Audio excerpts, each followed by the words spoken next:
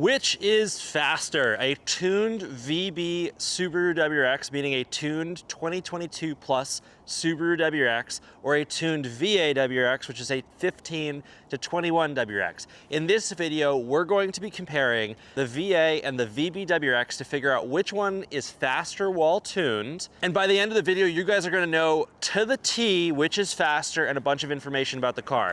And the way we're gonna prove this is by doing some math. And I know you guys might stop and say, oh, this is gonna be a boring video, but one, I promise you guys, this is backed by popular demand. You guys seem to have loved the first two videos. But two, we're gonna be doing some basic math and engineering, and that's going to give us an absolute answer, which means that there will be no driver error, that the cars are gonna be compared in equal terms. We're gonna be looking at pound to horsepower, or horsepower to pound and torque to pound, which means we're gonna be equalizing both of these cars on a level playing field. And if you wanna if you wanna skip through the math, fine, do that. You'll find out which is the faster car. But honestly, guys, stay through the video because you'll learn which is the faster car, why, how, and it'll give you some information about what you're driving, what you're thinking about driving, what you might want to buy, tuning, everything you need to know. And in this video, we're going to be using both of my previous WRXs as examples because those WRXs, both of my WRXs have been built to be like the average person's tuned WRX. So we're using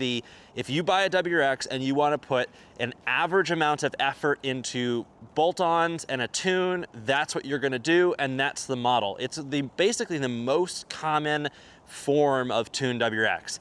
Yeah, sure, I'm a commoner, but it's like just the easiest thing to do. So if you're saying like, oh, I'm gonna go tune my WRX, this is what you're most likely going to do. We're not talking about swapping turbos or building the engine, because while that's fun, very, very few WRX owners actually do that. You've also probably heard a lot about the FA24 motor making tons of power. Well, let's dive into it and figure out how much better this car actually is. Okay, let's start by weight. So we're gonna use my 2016 WRX as the example for the VA generation and my 2022 WRX for the VB generation. Again, these are average cars, so even if you have a different year here, it applies. I promise you guys, it applies. So the 16 WRX is going to weigh 3,267 pounds, while the tuned WRX weighs 3,297 pounds. The VB WRX is just a bit heavier. And then we're gonna look at power estimates. So with these two cars, with the VA WRX, we're assuming a Pro Tune or an E-Tune paired with an intake, a three-port boost controller, a full turbo back exhaust, which means J-pipe, and a catback, and that is it. On the VB WRX, we're assuming quite literally less. We're assuming an axle back exhaust, which means nothing, which means could be catback, could be axle back, could be nothing, and an intake, and an E-Tune. That's it, right? So the two WRXs, they're modded differently, but the thing is, with this car, I can put a turbo back exhaust on, I could put the intermediate pipe, and I could get more power, but I don't really need to hit that first stage. And some of the nuances with the VB, once you put an intermediate pipe on, you might as well do an intercooler and really push it. So I'm calling just an intake and a tune to be like the average person's car in terms of tuned WRXs, just because one, it's the most common by far, and two, it's gonna get you to the point where you're playing with the other fish. If I put an intermediate pipe and a intercooler in this car, I'm gonna make more power, but it's gonna be marginal relative to the gains that I've made here. So with the VA WRX, I made 315 wheel horsepower and 330 pound-feet of torque. We're gonna say pound-feet of torque, depends on where you are. And with the VB, now I got this E-Tune, so these are estimates, but we're gonna use the most conservative range of estimates from the tuner that tunes my car for a similar tune that he's done in a bunch of in-person tunes. So we're using the bottom end of the range. The range isn't that big, but we're talking like 20 or 30 wheel horsepower and 20 or 30 wheel torque, but we're gonna use the very bottom of the range, and we're gonna say 340 wheel horsepower and 350 pound-feet of torque. There's already a substantial difference in power, even with less modifications on the VB. It is heavier, but let's look at it. And because we're not looking at the stage 1 and stage 2, which we've already compared, we're looking at protein numbers, we're just gonna get right into the differences. So then we're going to take these two cars and look at them as how much horsepower they make per pound of the vehicle, right? Which means that they're equalized on the same playing field. And you get to remove basically every single differences between the cars down to basically just the tires and difference of tires. One of the beautiful things about wheel horsepower is it includes all the translational and mechanical losses from the car. That's the difference between wheel horsepower and crank horsepower, is each number, one number is respective of losses and one number is not respective of losses, because the power that your engine makes, you lose some of that energy as it's translated into your wheels through all the mechanical and thermal and energy loss experience it has from engine to actually delivering the power on the pavement. So for the VA WRX, the 16 WRX, it makes, in terms of horsepower, it makes 0.09641 wheel horsepower per pound,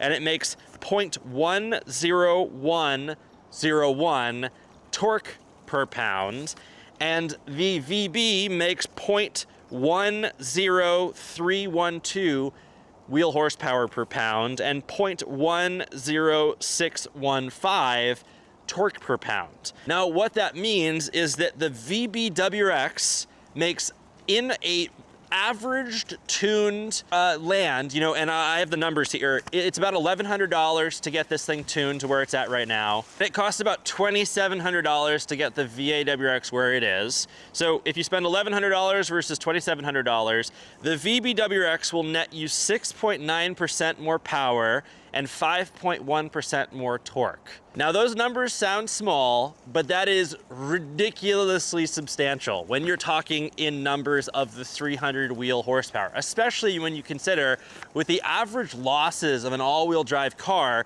this is probably making close to the mid to high 400s crank horsepower, which that is the advertised horsepower. So when you go into a dealership and they say this is how much horsepower and this is how much torque your car makes or whatever, or they list it on the manufacturer's site, they're giving you the crank horsepower, which means the horsepower that the engine creates. We're talking wheel horsepower. So that, you know, almost 7% more power is pretty substantial, especially considering I could put a turbo back or exhaust on this car and an intercooler and probably comfortably on pump gas make close to 400 horsepower, maybe like 300 or 390, which would make these numbers bang out of the park. But that's not the most common tune, so I didn't want to include this in the video. Also, just to say it out loud, at about 350 wheel horsepower and 350 torque, which is about what I'm running here, there's very little feelable difference from 350 to like 380 and 390. I know a lot of you guys are going to be a little bit touchy about that statement, but having been in so many cars, your butt dyno has such a hard time distinguishing that, because at around 340, 350 wheel horsepower, you start having like the adrenaline response during a proper acceleration, and you start to lose some of the other kind of like tactile aspects of acceleration. And you don't really see the next jump until you get into like the mid to high 400 wheel horsepower. Again, I know some of you guys are gonna hate that, but it is just the truth from somebody that's been in more cars than you'd care to know about. And that's what it is. More often than not, after 350 wheel horsepower, you start noticing other aspects about what makes a car a car. Suspension, driving characteristics, you know, tactile feel to the road, actual driving feedback. Those become much more, the volume of those turns up in your experience. But yeah, so you make about 7% and round down a little bit to 5% more torque, 7% more power between these two cars, which means with a basic average, you know, tune, your average Joe, average Jane, you get your car tuned. The VB WRX is by far the faster car. I mean, most of us know that at this point, but it is, to the math, by far the faster car. Does that make the VA WRX bad in any way? Absolutely not, because it makes great power. I had a lot of fun with my VA WRX. At 315 wheel horsepower, my VA WRX was a hell of a lot of fun. I honestly, between the two cars, it's not enough wheel horsepower to truly know the difference. The only time I can really tell this car is faster than the VA WRX is on highways and at higher RPMs, but I'll die on the hill saying that from 0 to 30, my VA WRX was faster than the VB WRX, which could be true. I just don't, I don't have anything to prove that other than my butt dyno, but you know, and you can go off the mechanics of the turbo and all the other things and the size of the displacement, how power is generated, blah, blah, blah, blah, blah. But I'm one of those guys that without the numbers and without actual engineering, I don't like to make a true or false statement. I'm just saying what my butt dyno feels. I know you guys wanted this comparison, so I made it. It's probably gonna be our last Subaru only comparison, but if you guys wanna see more comparisons like this where we talk about the actual data and the actual numbers, where they're a little bit more kind of like looking at two cars in difference. I know a lot of channels have like drag races races and stuff. But honestly, as an automotive enthusiast and as an engineer, there's so many variables in a drag race that make cars different.